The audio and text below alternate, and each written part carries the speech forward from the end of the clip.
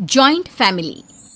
रोशनी, अब तेरी शादी की उम्र हो चुकी है, सब तेरे लिए लड़का देख रहे हैं और तू है कि 8-9 बजे बिस्तर से उठ रही है। मम्मी, क्या आप भी सुबह सुबह ज्ञान दे रही हो? सोने तो दो कम से कम। क्या करें, अब तेरी हरकतें ही ऐसी हैं। चल अब बिस्तर छोड़ और मेरे साथ खाना बनाना सीख। ना, मैं नहीं बना रही खाना वाना। आप प्लीज जाइए ना यहाँ से। रोशनी की बातों से निराश होकर निशा वहाँ से चली जाती है। निशा, तुम रोशनी को घर का कामकाज क्यों नहीं सिखाती? अगर यही हाल रहा फिर तो 2 दिन में उसके ससुराल वाले उसे यहाँ छोड़कर चल देंगे। मैं तो बहुत कोशिश करती हूँ उसे घर की जिम्मेदारियां सिखाने की, लेकिन वो मेरी सुने तब ना। आप तो जानते ही हैं ना कि वो कितनी जिद्दी है। हमें निशा के लिए एक ऐसा लड़का ढूंढना होगा जिसका भरा पूरा परिवार हो, सास ससुर से लेकर जेठ जेठानी देवर ननद सब हो। यहाँ ना सही, लेकिन शादी के बाद उसे वहाँ अपनी जिम्मेदारियों का एहसास जरूर होगा। कुछ दिनों के बाद रोशनी का परिवार उसके लिए लड़का देखना शुरू कर देता है और एक दिन चिराग नाम का लड़का रोशनी को देखने अपने परिवार के साथ उसके घर पहुंच जाता है। देखिए भाई साहब, मैं पहले ही आपको बता देती हूँ, हमारा परिवार बहुत बड़ा है, इसलिए अगर आपकी लड़की हमारे घर की जिम्मेदारियाँ बिना ना नुकुर के उठा सकती है तभी हम ये रिश्ता पक्का करेंगे। अरे ये भी कोई बोलने वाली बात है बहन जी। हमारी रोशनी आपके पूरे परिवार को बैठे बैठे खिला सकती है, इतनी जिम्मेदार है मेरी बेटी। अगर ऐसी बात है फिर तो हमें इस रिश्ते से कोई आपत्ति नहीं है। तो फिर चट मंगनी पट ब्याह के बारे में क्या ख्याल है? हाँ बिल्कुल, शादी में देर किस बात की, 3 हफ्ते बाद ही शादी का शुभ योग है। अगर आपको कोई दिक्कत ना हो तो हम इनकी शादी भी 3 हफ्ते बाद ही करा देते हैं। अरे हमें इसमें कोई परेशानी नहीं है। इस तरह दोनों परिवारों में शादी की तैयारियां शुरू हो जाती है और कुछ ही दिनों बाद रोशनी की शादी चिराग से करा दी जाती है। शादी के बाद, बहू इनसे मिलो, ये है तुम्हारी दादी सास, ये बड़ी सास और बड़े ससुर, ये तुम्हारे जेठ, ये जेठानी, ये दोनों तुम्हारे देवर और ये इस परिवार की सबसे छोटी बेटी सिमरन, यानी कि तुम्हारी ननद है। परिवार में इतने सारे लोगों को देखकर रोशनी का सर चकरा जाता है। वो अपना सर पकड़ लेती है और मन ही मन सोचने लगती है, हे भगवान, ये किस जन्म का बदला लिया है आपने मुझसे? मैंने क्या बिगाड़ा था आपका जो आपने मुझे ऐसा परिवार दिया? बेटा, किस सोच में पड़ गई तुम? और कितने लोग हैं आपके परिवार में? बस हम इतने ही लोग हैं बेटा, ज्यादा लंबा परिवार नहीं है हमारा। अब इससे लंबा और कितना बड़ा परिवार होगा आपका? ये ससुराल कम चिड़ियाघर ज्यादा लग रहा है। कुछ कहा क्या तुमने बेटा? नहीं मम्मी जी, वो मैं बहुत थक गई हूँ, तो क्या अब मैं सोने जा सकती हूँ? हाँ क्यों नहीं बहू। चिराग, बहू को अंदर कमरे में लेकर जा। जी माँ। चिराग रोशनी को अंदर कमरे में लेकर जाता है। चिराग, मुझे यहाँ नहीं रहना, मुझे अलग रहना है। ये तुम क्या बोल रही हो रोशनी? अभी तो आई हो तुम और अभी अलग होने की बात कर रही हो? परिवार वालों को पता चलेगा तो कितने दुखी होंगे वो लोग। मुझे नहीं मतलब किसी से, और इसे तुम परिवार कहते हो? ये परिवार कम कोई गली मोहल्ला ज्यादा लग रहा है। रोशनी, अभी तुम नई हो इस परिवार में, इसलिए शायद तुम्हें ऐसा लग रहा है। कुछ दिन में आदत हो जाएगी तुम्हें। चिराग की बात सुनकर रोशनी अपना सर पकड़ लेती है। आपको समझाना तो दीवार में सर पटकना है। मैं सो रही हूँ, लाइट ऑफ मत करना, मुझे अंधेरे में नींद नहीं आती। इतना बोलकर रोशनी बिस्तर पर लेट जाती है। रोशनी को देखकर चिराग का मुंह खुला का खुला रह जाता है। वो भी पैर पटकते हुए बिस्तर के दूसरे कोने में अपना मुंह मोड़कर सो जाता है। अगले दिन, देवरानी जी, आप उठ भी जाइए, सुबह के 6 बज चुके हैं। सोने दो ना मम्मी, क्यों परेशान कर रही हो? देवरानी जी, मैं आपकी मम्मी नहीं जेठानी हूँ। सुबह सुबह क्या मजाक है मम्मी? इतना कहकर रोशनी अपनी आंखें मसलते हुए उठती है और अपनी जेठानी को देखकर चौंक जाती है। दीदी आप यहाँ? पिछले 1 घंटे से तुम्हें उठा रही हूँ, लेकिन तुम हो कि अब उठ रही हो। लेकिन अभी तो सिर्फ 6 बज रहे हैं, आपने मुझे उठाया क्यों? वो इसलिए क्योंकि आज तुम्हारे इस घर में पहली रसोई है, तो खाना आज तुम्हें ही बनाना होगा ना। क्या? मुझे पूरे मोहल्ले के लिए खाना बनाना पड़ेगा? नहीं रोशनी, तुम्हें पूरे मोहल्ले के लिए नहीं, सिर्फ परिवार के लोगों के लिए ही खाना बनाना है। आपका परिवार किसी मोहल्ले से कम है क्या? कुछ कहा क्या तुमने?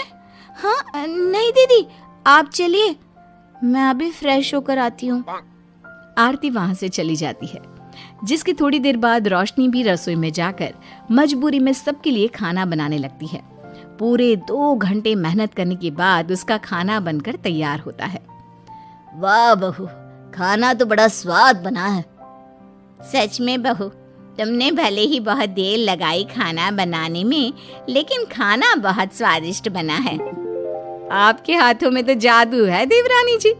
मैं तो कहती हूँ अब से रोज आप ही खाना बनाया कीजिए, क्यों मम्मी जी? हाँ हाँ बेटा, बिल्कुल ठीक कहा तुमने। रोशनी, आज से रोज तुम ही खाना बनाना। ये सुनकर रोशनी चौंक जाती है।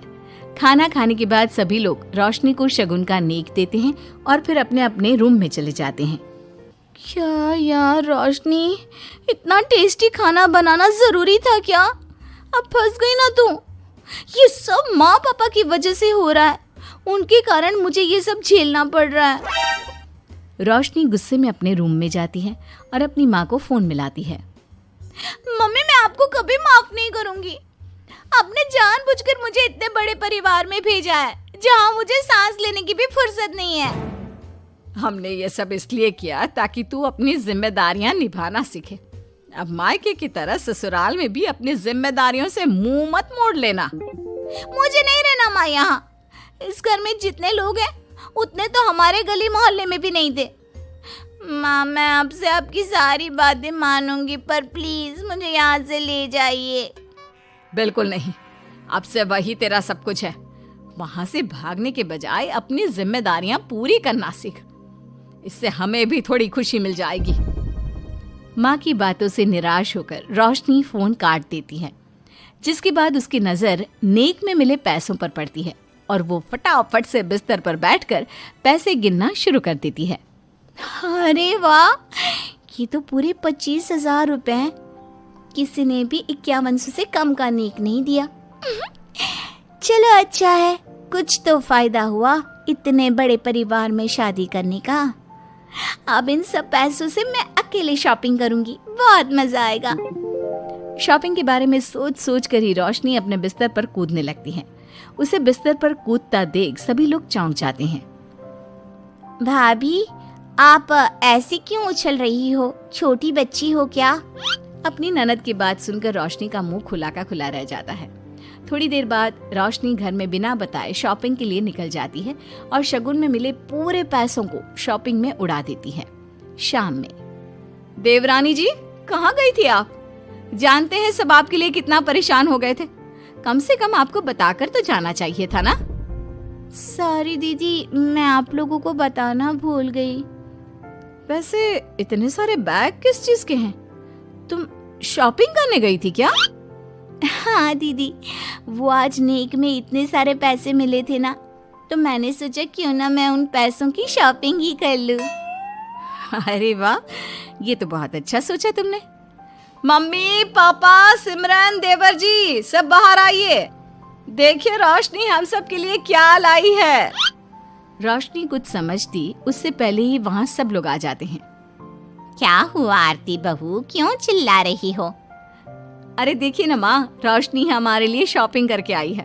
वो देखिए, रोशनी हम सब के लिए कितने कपड़े लेकर आई है। आरती की बात सुनकर रोशनी के पैरों तले जमीन खिसक जाती है। उसके मुंह से एक शब्द तक नहीं निकलता। सच में भाभी, आप कितनी अच्छी हो। बेटा, हम सबके लिए तुझे खरीदारी करने की क्या जरूरत थी? अभी तेरी नई नई शादी हुई है, तुझे अपने लिए लेना चाहिए था ना। एक काम कर, ये सारे कपड़े तू ही रख ले, किसी को कुछ देने की जरूरत नहीं है। चलो, कोई तो समझदार है इस घर में। वाह भाभी, कितनी सुंदर ड्रेस है। ये शॉर्ट ड्रेस मुझे पता है आप मेरे लिए ही लाए होंगे, है ना? इसे मैं रख लेती हूँ। माँ, रोशनी इतने प्यार से सबके लिए कपड़े लेकर आई है, हमें मना नहीं करना चाहिए। तू सही बोल रही है बेटा, उसका मन रखने के लिए मैं ले लेती हूँ 1-2 साड़ियाँ। रोशनी झूठी मुस्कान लिए खड़े होकर सब देखती रहती है। देखते ही देखते उसके लाए सारे कपड़े घर वाले आपस में बांट लेते हैं और अब सिर्फ एक रुमाल को छोड़कर उसके पास कुछ नहीं बचता। अब ये रुमाल भी क्यों छोड़ा, इसे भी ले ही लेते। इतने में ही सिमरन रोशनी को आवाज देती है। भाभी, वो गलती से रुमाल रह गया है, क्या वो मुझे मिल सकता है? रोशनी वो रुमाल भी सिमरन को दे देती है। इतनी मेहनत से मैंने ये सब कुछ लिया था, लेकिन इन लोगों से मेरी खुशी बर्दाश्त नहीं हुई, कुछ भी नहीं छोड़ा। थोड़ी देर बाद रोशनी का पति भी वहां आ जाता है। मैंने सुना है आज तुमने सभी के लिए खरीदारी की है, तुम मेरे लिए कुछ लेकर नहीं आई? बस फिर क्या था, इतना सुनते ही रोशनी का पारा हाई हो जाता है और वो चिराग को घूरने लगती है, जिससे चिराग डर के मारे वहां से खिसक जाता है। हाय रे, फूटी किस्मत मेरी, जो ये जॉइंट फैमिली मेरे मत्थे चढ़ी।